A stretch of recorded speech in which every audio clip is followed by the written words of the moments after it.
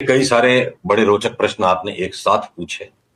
Short term में अगर China के ऊपर इस तरह की प्यूनिटिव नहीं, प्रोहिबिटिव अगर टैरिफ्स लगाई गई कि जाओ हम चाइना से बिजनेस ही नहीं करना, तो चाइना के पास जो आज वर्चस्व है कि भैया सारा संसार कंपेल्ड है, चाहे अच्छी क्वालिटी हो चाहे बुरी क्वालिटी हो, है जिस तरह के भाव में चाइना काम करता है, तो सारा संसार बाध्य हो जाता है। वो राष्ट्रवाद को भूल जाते हैं, सारे संसार में राष्ट्रवाद को भूल जाते हैं, हर चीज को लोग भूल जाते हैं। भाई अपने स्वार्थ में बस कैसे भी जाके संसार का हर बिजनेस चाइना से डील कर लेता है। तो उस वर्चस्व को तोड़ने की लड़ाई का ये पहला पहला ये प्रखर प्रहार है कि चाइना के साथ प्यूनिटिव टैरिफ्स लगाए गए हैं, प्रोहिबिटिव टैरिफ्स लगाए गए हैं, और बाकी संसार को वापस नॉर्मल कर दिया कि चाइना को ऑस्ट्रासाइज कर दिया, अकेला कर दिया चाइना को एक तरफ। तो ये बड़ी मुहिम की छेड़ है। 4 साल पहले भी ये यूएस चाइना टैरिफ वॉर्स होते होते पता नहीं कहां से वो फिर कोविड की परिस्थिति आ गई, और कोविड में भी चाइना का कैसा रोल था देखिए। आज चाइना की पॉपुलेशन अचानक इंडिया से कम है कोविड के बाद। तो बहुत सारी रहस्यमयी बातें हैं। लोग कॉन्स्पिरेसी थ्योरीज के नाम पे इन्हें डिसमिस कर सकते हैं, इसलिए मैं उनके डेप्थ में नहीं जाऊंगा। पर एक बेसिक कॉमन सेंस मैं आज सबको याद दिलाना चाहता हूं।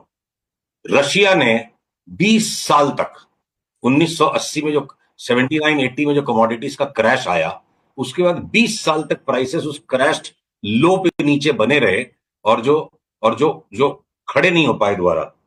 तो ऐसा क्यों हुआ था, उसको जाके आप गूगल कीजिए और इतिहास के पन्नों को स्टडी कीजिए। 20 साल तक रशिया जो वर्ल्ड की हर कमोडिटी में नंबर 2 प्लेयर है, वो कॉस्ट ऑफ प्रोडक्शन के नीचे माल बेच बेच के डिलीवरी करता रहा, और पूरे संसार ने इकोनॉमिक अपलिफ्टमेंट देखा। वर्ल्ड की हर थकी हुई कॉस्ट इनएफिशिएंट वेस्टर्न इकोनॉमीज भी ब्लॉसम करती चली गई। ये सारी कमोडिटीज आपको कॉस्ट ऑफ प्रोडक्शन के नीचे डंप करता गया रशिया। तो ऑपरेटिंग अकाउंट के ऊपर में रशिया ने घाटा उठाया लगातार, और दादागिरी करने के लिए उसने रशियन रूबल को यूएस डॉलर के साथ पैग कर दिया। सेम टू सेम हरकतें चाइना कर रहा है, अलबेट रॉ कमोडिटीज में नहीं, इंटरमीडिएट गुड्स में, इंडस्ट्रियल इंटरमीडिएट्स में। जो चाइना की सारी चीजें, ज्यादातर जो चाइना की सारी चीजें लोग इंपोर्ट कर रहे हैं, वो ब्रांड्स नहीं है। अभी एक जाके इतने साल बाद जाके बीवाईडी ने चाइनीज ब्रांड बनने की कोशिश की, चाइना ने लिनोवो को अक्वायर करने की कोशिश की, वो भी कोई ब्रांड टेक ऑफ नहीं कर पाया। तो चाइना कमोडिटाइज प्रोडक्शन करके एक्सेसिव जो डंपिंग कर रहा है, और पूरे संसार की समस्या चाइना है।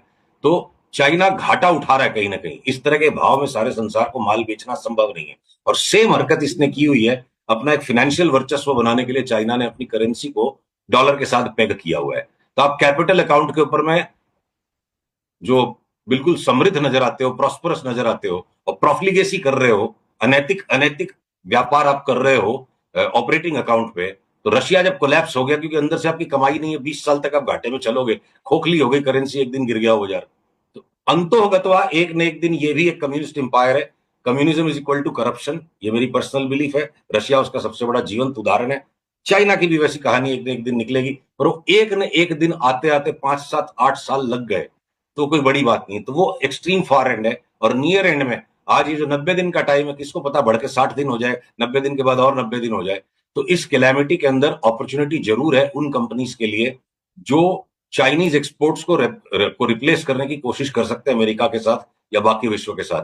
तो चाइना आइसोलेट हो गया है, ऑस्ट्रासाइज हो गया है। ये अब ग्लोबल टैरिफ वॉर नहीं है। पूरे संसार को चाइना के विरुद्ध लेने का ये ट्रंप का एक बहुत ही बेहतरीन मास्टर स्ट्रोक रहा कल का। और ये जो टैरिफ वॉर नजर आ रहा था, टैरिफ वॉर नहीं है। जो ट्रंप के पूर्व कार्यकाल में उन्होंने यूएस चाइना टैरिफ वॉर जो था, उसका जो पार्ट 2 है, much more well thought out, much more organised, और पूरे संसार को साथ लेके चल रहे हैं। तो short run as well as long run में सिर्फ नेशनलिज्म की भावनाओं से नहीं, एक सामान्य जी ज्ञान जो व्यापारी के पास होना चाहिए, प्रॉफिट और लॉस क्या है उसकी कॉमन सेंस की थिंकिंग से, मैं ये मानता हूं ये मैटर ऑफ टाइम है।